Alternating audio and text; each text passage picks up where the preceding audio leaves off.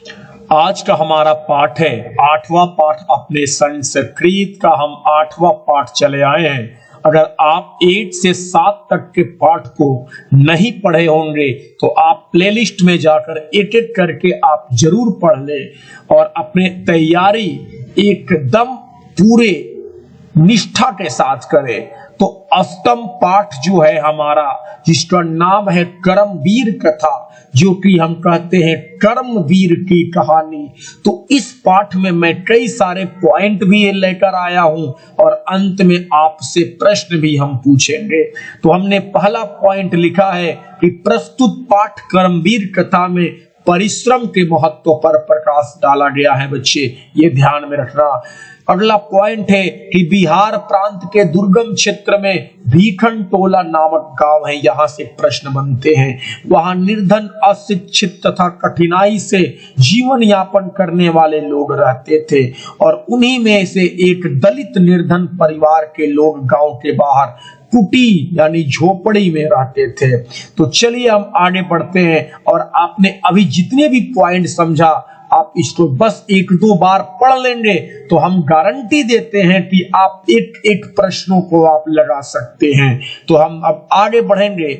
आगे लिखा है कि उनकी झोपड़ी जर्जर होने के कारण रहने वालों की मात्र धूप से ही रक्षा करती थी। ये ध्यान में रखना कि उनकी झोपड़ी ऐसी थी, इतनी जर्जर थी कि बस वो धूप से रक्षा करती थी, यानी बारिश होती तो बारिश का पानी उनके घरों में चला जाता था, वर्षा से नहीं डरता था। परिवार में एक गृह स्वामी था, एक उसकी पत्नी थी, एक उसका पुत्र था और एक उसकी छोटी पुत्री थी, यानी कुल उस दलित परिवार के 4 सदस्य होते हैं। और यहां से भी सवाल बनते हैं बच्चे, याद रखना। आगे है कि उस गांव से 1 कोस की दूरी पर, यहां से भी सवाल बनते हैं, 1 कोस की दूरी पर सरकार द्वारा प्राथमिक विद्यालय की स्थापना की गई। यहां से प्रश्न बनते हैं कि कौन से किस चीज की स्थापना की गई थी 1 कोस की दूरी पर। तो प्राथमिक विद्यालय जो भीखन टोला गांव था उससे 1 कोस की दूरी पर प्राथमिक विद्यालय की स्थापना की गई थी और उस विद्यालय में नवीन विचार वाले सामाजिक समरसता के पक्षधर शिक्षक आए, जो जाति पाति पर, जो धर्म के नाम पर कोई भेदभाव नहीं करते हैं। ऐसे नवीन विचारधारा वाले शिक्षक आते हैं उसमें। और ये कभी भीखन टोला देखने आए और शिक्षक ने उस खेल में मगन एक प्रतिभा संपन्न दलित बालक, जो कि राम प्रवेश राम को देखकर वो क्या होते हैं, प्रभावित होते हैं। यानी कि जो उनके गांव से भीखन टोला से 1 कोस की दूरी पर जो प्राथमिक विद्यालय खुली हुई थी, उसमें एक नवीन विचारधारा के शिक्षक आते हैं, जो धर्म के नाम पर, जो जाति के नाम पर जो लोग लड़ते हैं, जो जाति को अपना दर्जा देते हैं, ये इन सब में किसी में भी विश्वास नहीं करते थे। और इन्होंने मूड बनाया कि एक बार हमको भीखन टोला गांव घूमने अवश्य जाना चाहिए। और जब वो जाते हैं वहां गांव में तो एक बालक को देखते हैं जो खेल में पूरी तरह से मग्न है और उनको देखकर ऐसा लगता है कि ये बालक अपने लाइफ में, जीवन में जरूर कुछ ना कुछ कर सकता है। और उस बालक का नाम बच्चे याद रखना कि राम प्रवेश राम होता है। और उस बालक को देखकर वो बहुत ही टीचर ज्यादा ही प्रभावित होते हैं। अब आगे क्या होता है सुनिएगा। शिक्षक ने उस बालक को विद्यालय में लाकर पढ़ाना आरंभ कर दिया। इतने प्रभावित हुए उस बालक से वो शिक्षक, जो कि उस बालक को लाया अपने विद्यालय में, उसका एडमिशन कराया और उसको पढ़ाना आरंभ कर दिया। बालक भी उनकी पढ़ाई से प्रसन्न होकर शिक्षा को जीवन का असली धन मानकर परिश्रम पूर्वक अध्ययन करने लगा और इस प्रकार अपने परिश्रम एवं लगन के फलस्वरूप वो उच्च माध्यमिक परीक्षा में प्रथम स्थान प्राप्त किया तथा छात्रवृत्ति से महाविद्यालय में नाम लिखवाया। तो इस तरह से उस बालक के पास टैलेंट को उस टीचर ने देख लिया था और देखिए कि वो हर बार फर्स्ट डिवीजन ही आता था। वो पढ़ाई में पूरी तरह से मन लगाता था वो बालक। आगे समझिएगा, हमें इस बालक की तरह हमें इस राम प्रवेश राम से सीख लेना है कि उनको कर्मवीर ऐसे ही नहीं कहा गया। उन्होंने अपने कर्म के आधार पर इस तरह की मुकाम हासिल किया है। महाविद्यालय में भी अपने परिश्रम तथा लगन के कारण शिक्षकों का वो अति प्रिय होने लगे।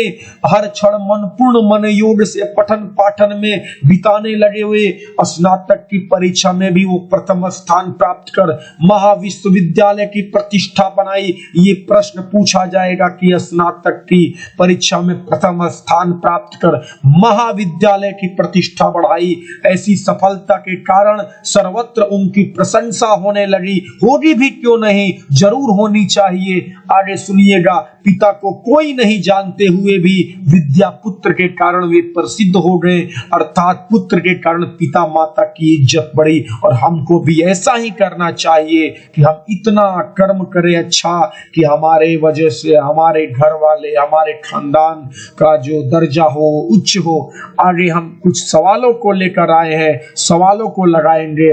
तो चलिए कुछ और पॉइंट्स बचे हुए हैं। वर्ष के अंत में भारतीय लोक सेवा आयोग की परीक्षा में शानदार उन्होंने सफलता पाई। साक्षात्कार में समिति के सदस्य उनके ज्ञान और पारिवारिक परिवेश एवं परिश्रम से अति प्रसन्न हुए कि इस माहौल का बच्चा इतना कठिन परिश्रम से इतना आगे कैसे बढ़ा। सभी लोग आश्चर्यचकित थे। वास्तव में यह कर्मवीर सारी बाधाओं से जूझते हुए आज प्रशासन के क्षेत्र में अति लोकप्रिय हो गए। आगे समझते हैं, कुछ चीजें बता रहा हूं, जरा ध्यान से सुनिएगा बच्चे। सच ही कहा गया है कि परिश्रमी व्यक्ति को ही लक्ष्मी की प्राप्ति होती है, अर्थात कर्मवीर ही संसार में चरम सुख की प्राप्ति करता है। ये ध्यान में रखेंगे। अब आप हमारे प्रश्नों को जवाब दीजिए। हमारा प्रश्न है कि कर्मवीर कथा से कि कर्मवीर राम प्रवेश राम के परिवार के सदस्यों की कुल संख्या कितनी थी? तो मैंने आपको बताया पढ़ाने के दौरान कि उनके सदस्यों की संख्या 4 थी। एक वे जो थे मालिक थे, यानी कि गृह स्वामी थे, उनकी पत्नी थी और एक पुत्र राम प्रवेश राम हो गए और इनकी एक छोटी बहन 4 हो गए। राम प्रवेश राम ने किस विद्यालय में, किस परीक्षा में विश्वविद्यालय में प्रथम स्थान प्राप्त किया? तो वो किया था स्नातक की परीक्षा में उन्होंने प्रथम स्थान प्राप्त किया। बच्चे ये ध्यान में रखेंगे। नंबर 3 है, लक्ष्मी किसका वर्ण करती है? तो लक्ष्मी जो उद्योगी पुरुष होते हैं, जो मेहनती पुरुष होते हैं, उनके पास ही लक्ष्मी आती है। अगला मेरा प्रश्न है कि कर्मवीर कौन था? तो कर्मवीर याद रखना बच्चे, कर्मवीर राम प्रवेश राम थे, ये याद रखेंगे हम सभी लोग। अगला मेरा प्रश्न है कि भीखन टोला गांव कहाँ है? तो भीखन टोला गांव कहाँ है? बताओ बच्चा, बताओ सही बच्चे। भीखन टोला गांव जो है वो बिहार में है, ये याद रखेंगे। ऐसा आपको अपने थ्योरी में देखना पड़ा। आगे मेरा सवाल है कि दलित ग्रामवासी पुरुष की कथा कौन है? क्या व्याघ्रपति कथा है? गलत। अलस कथा है? गलत। विश्व शांति है? गलत। कर्मवीर कथा है बच्चे, ये याद रखना। 7वां जो हमारा सवाल है कि नवीन दृष्टि संपन्न शिक्षक कहां पहुंचे थे? तो वो भीखन टोला गांव पहुंचे थे बच्चे। कहां पहुंचे थे? वो भीखन टोला गांव पहुंचे थे। 8वां नंबर सवाल है, कर्मवीर कथा पाठ में किसकी कथा है? तो उसमें राम प्रवेश राम की कथा है। भूल से भी भूल नहीं होनी चाहिए, ये याद रखेंगे। इतनी आदत बना लीजिए, इतना पढ़कर जबरदस्त तैयारी के साथ एग्जामिनेशन हॉल में और बैठिए कि आपको कोई भी प्रश्न मिले तो आपको कितना कॉन्फिडेंस हो कि हम जवाब दे सकते हैं। छात्राणाम खाली स्थान तप, छात्रों के लिए अध्ययन ही क्या होता है? तप होता है, यानी कि अध्ययन हमारा जो होना चाहिए, आंसर होना चाहिए। 10 नंबर सवाल है, राम प्रवेश राम उच्च विद्यालय में कौन सा स्थान प्राप्त किए? तो सभी बच्चे जानते हैं कि वे हर बार पहला ही स्थान प्राप्त करते थे। लक्ष्मी किसके पास जाती है बच्चे? तो लक्ष्मी परिश्रमी जो व्यक्ति होते हैं ना, उनके पास जाती है। इसलिए हमें हमेशा प्रयास करना चाहिए कि हम आलसी ना हो, हम परिश्रमी हो, हम मन लगा के पढ़े, पूरे तन मन धन के साथ पढ़े, पूरी तरह से हम ये प्रयास करें कि हम अपने 10वीं के एग्जाम में एक अच्छा स्कोर करें। आगे हमारा 12वां नंबर सवाल है कि भीखन टोला देखने कौन आया था? तो भीखन टोला देखने अध्यापक आए थे। बच्चे आपने पढ़ा होगा कि नवीन विचारधारा के जो अध्यापक थे वे आए थे। याद रखना 13 नंबर सवाल है कि राम प्रवेश राम को छात्राणाम अध्ययनम तपः, यानी कि छात्रों के लिए अध्ययन ही क्या है? परिश्रम है, यानी कि अध्ययन ही तप है। यानी कि ये किसने उपदेश दिया था, ये पूछा गया है, तो ये उपदेश गुरु ने दिया था। उनके पिता भी तो वैसी माहौल में थे, माता भी नहीं दे पाती क्योंकि माहौल इनका सब गलत था, गलत माहौल में रहते थे, अनपढ़ थे। वहां के गांव के लोगों ने सब पढ़ाई लिखाई से कोई मतलब नहीं था, तो माता पिता को तो हटा दीजिए, साथी जो थे वो भी वैसे ही थे। तो सीधा मतलब होता है कि गुरु ने दिया था ये। आगे पढ़ते हैं 14 नंबर कि राम प्रवेश राम का जन्म किस गांव में हुआ था? सारे बच्चे जानते हैं कि भीखन टोला गांव में हुआ था।